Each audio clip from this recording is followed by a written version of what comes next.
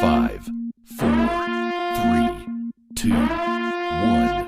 And welcome to a very special guest episode of Real Sharks. We are joined by actor, producer, and writer Rob Alicea. How's it going, Rob? Hey, what's up, man? How's the connection sound? I'm on a headset. Oh, you sound great, actually. Oh, perfect, man. Cool. Yeah, thank you so much for taking the time. I really appreciate it. No, we appreciate having you on. So how's it going? Where are you calling from right now? New York? Yeah, I'm in New York City. So I told August I'm gonna take a quick power nap. I feel like an old man sometimes, man. I've started to try to get to sleep earlier and earlier. So I'm like, all right, let's rock at 10 o'clock. I'll take a power nap at 9. I'm ready to go. All right, cool. Thank you again. Thank you for being on, man. So let's go ahead and start things off. So tell me a little bit about adulthood right now. That's your big number going on. I want to inquire a little bit more about that. Yeah, absolutely. So about 2.5 years ago, I wrote and directed this pilot called Adulthood. And, the whole, I guess, birth of the project really just came out of, my closest friends and I being, actors in New York City. Mm-hmm. Really just, feeling like we want to be working more, not always getting out there as much as we wanted. And at the time, my agent said, you should really start, trying to write something for yourself, try to give yourself some more opportunities. So, I'm a huge Kevin Smith fan. I watch everything he makes and listen to every interview. And he had done a talk back. It was at the 2016 Comic-Con in New York. Mm-hmm. And I remember that. And I've listened to so many filmmakers, really talk about the importance of your voice, but something about, what he had said, that everyone's voice has a purpose, everyone's voice has a meaning, and that you never know if something that you're looking to say might be something that someone's been waiting to hear. And I was just like, everyone's got a voice. I have a voice. He has a voice, we all do. So why not, give that a shot, see what I have to say, and maybe somebody will listen. So yeah, that's how we started this podcast. Here you go. Exactly. So yeah. And I just, I basically started writing about, growing up as a kid in Queens and now feeling like the guy who's clueless in his 30s and just trying to, figure out the next step and, balancing career and relationships. But, just more than anything, through all that craziness and messiness of adulthood, if you will, it's about guys, really having, their friends and, and really just having that friendship. So, we ended up shooting the pilot independently and, we put it out there and it was pretty cool. It got into, some pretty cool festivals. One of them was the HBO New York Latino Film Festival. We were one of 4 pilots that they had screened that year. And yeah, people just really liked it. They said it was just really honest and they just really thought, we had done a good job for, really having limited money, self-producing, shooting a full half-hour pilot on 3 days, which is... Wow, 3 days. Yeah, 3, probably less, probably 2.5. Yeah, and then... That's impressive. God, thank you. And it was such a good time, just to be able, to work with, my best friends, Scott and Freddie, who also, they're playing the pilot, and they helped me produce it. It was such a cool experience. And, once the pilot was done, we were like, well, we want to get this out there, right? We don't want to just, shoot one episode and, say, okay, on to the next thing, because there was just something, really special about this. So we had kind of, at some point kind of take a step back and, give the pilot a minute to breathe and figure out what was the next step. And then we had this really, this epiphany, if you will. And I had been talking with my writing partner. And I think the thing that the guys and I had realized in the moment was that, when we first started doing this, it was really for us, and obviously, for an audience and hopefully to make people laugh. But more than anything, we were just looking for something to do together. But, we wanted, to do something more. We're like, well, hey, we're storytellers. We got to do something for people that are not just us.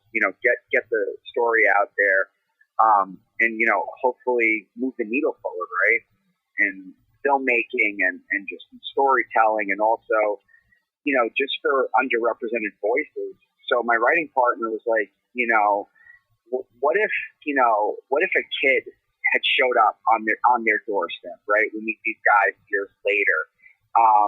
And my girlfriend, who's my writing partner, she does a lot of human rights work, and she's really been really interested in what non-binary are going through today. And she said, well, what if that kid showed up, in Queens where you guys live, and the kid was non-binary? It would be really something, right? Like, have these guys, again, grew up in Queens now, have to suddenly embrace fatherhood, but then embrace this kid who's non-conforming with gender. And it was just something just hit me. I was like, there's something really special there. There's something there I hadn't seen, and it would just really be an opportunity to really, again, serve someone else other than us in this whole process.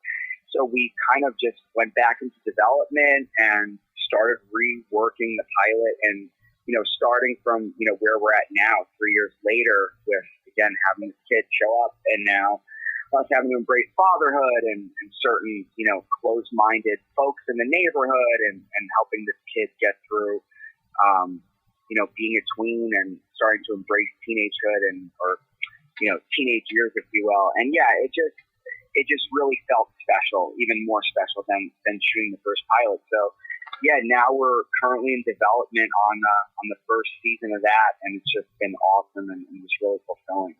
Let me ask you something. You also act in your series, right?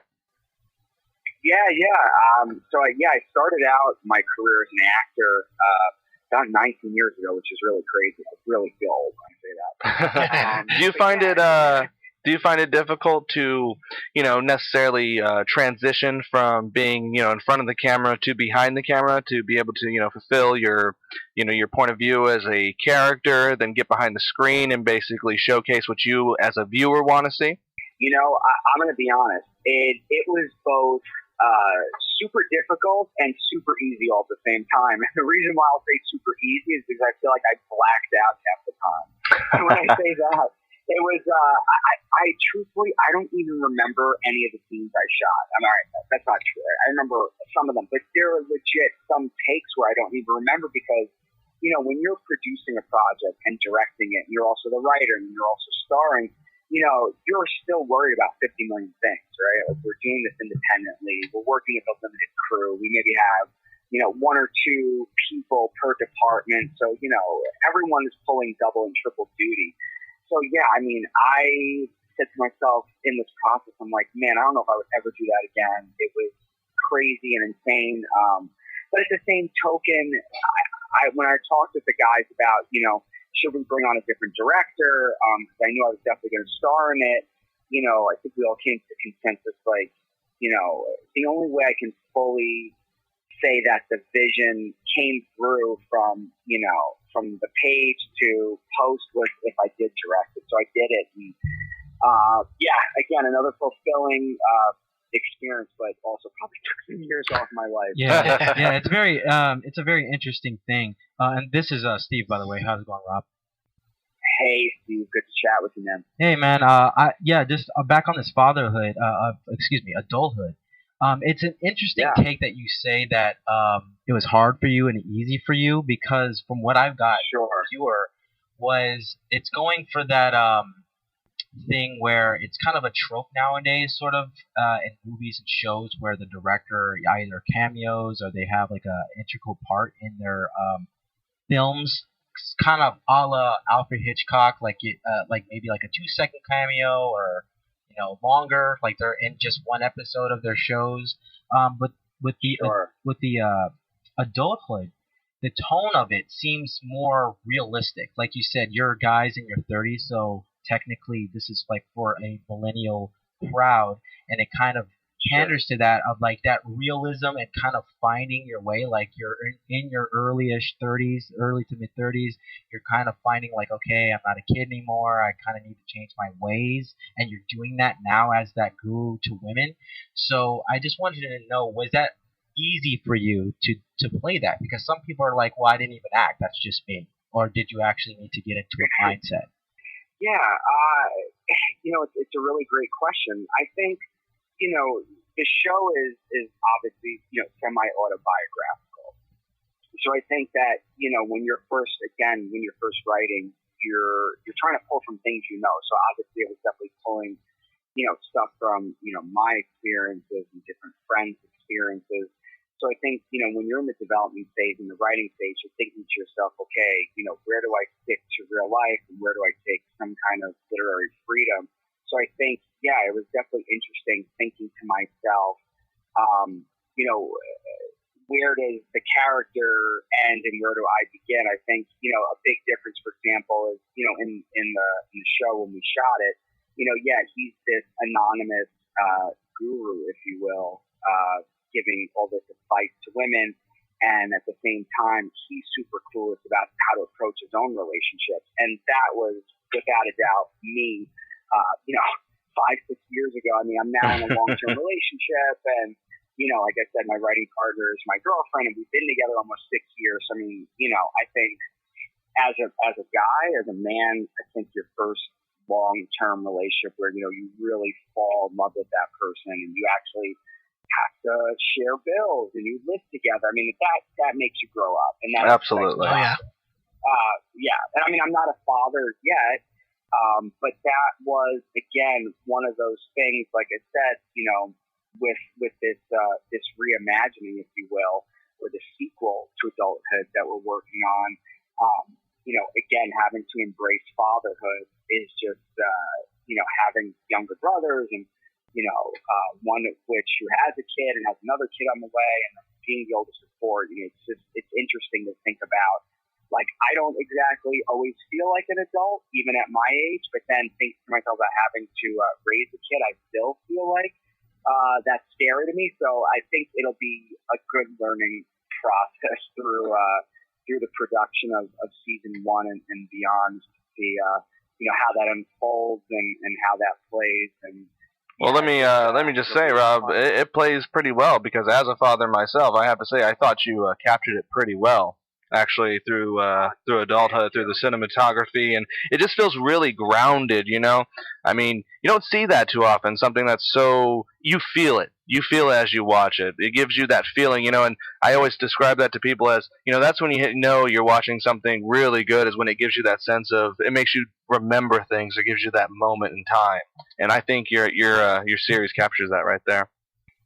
Well, I really appreciate that. Thank you so much for saying that, and I think that that's a reason why too.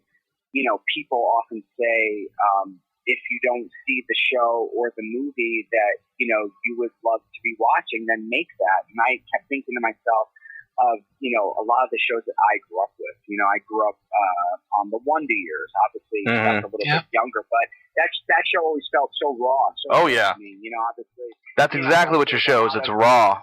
Yeah, and I think of shows like that where you did have these big moments. Especially like with a show like that where Kevin's a kid and he sees his dad as this big grumpy scary guy, and sometimes you're like, that's a lot of that is probably his imagination, right? Being a kid. But I thought to myself, us in our 30s, we still have that imagination, and that's still there. So in the series, we did a lot of breaking the fourth wall and just little nods to the audience, and again, we wanted to have fun with it, but still keep it very grounded. I wanted it to be something where, a guy could watch it, again, who maybe is not a Mensa genius, right? Like someone in the Big Bang Theory, or someone who doesn't have a rich actor friend like Entourage, just like that regular guy in his mid-30s trying to get it together, trying to figure it out, and just trying to make it through adulthood. That's very cool. This is the Squid, by the way. I have to ask you, what have you enjoyed doing more? Acting, producing, or directing? I have to say, honestly, out of all, I think writing has probably, I think the thing that's really, captured my heart. And I realized that, being a filmmaker, I think it's awesome. It's the only thing I'd ever want to do with my life. And I started to think to myself, coming from, an acting standpoint first, I thought to myself, like, what are the things that made me love movies? It was always the storytelling, right? Like Good Will Hunting, one of my favorite movies of all time. Great I think to myself about all the amazing film, and those guys had to hustle to get that made. But I think to myself about the story and the words and just the amazing monologues from Matt Damon's character and Robin Williams' character, and what made me again I think really be drawn to writing is that every project begins and ends with a great story and a great script. And as the writer, you're the one that starts the project, right? You're the one that you come up with some kind of an idea, you get to your computer, you start writing it, and then, you start reaching out to people and say, hey, I got a script, and are you willing to read it? Can we get this thing made? And I think that because with filmmaking, the thing that excites me the most is the collaborative nature of it and the team effort. I think, the writer kind of is the person that gets that started. So I think, writing is kind of in the front runner right now. I have to agree with you there as a That's writer very cool. myself. Let me ask you. So this is going to be a little bit of a fun question. What was your favorite film of 2019 so far? Oh man, that's a great question. I think Joker has got to be it. Yeah. That's a lot of people's favorite. Yeah.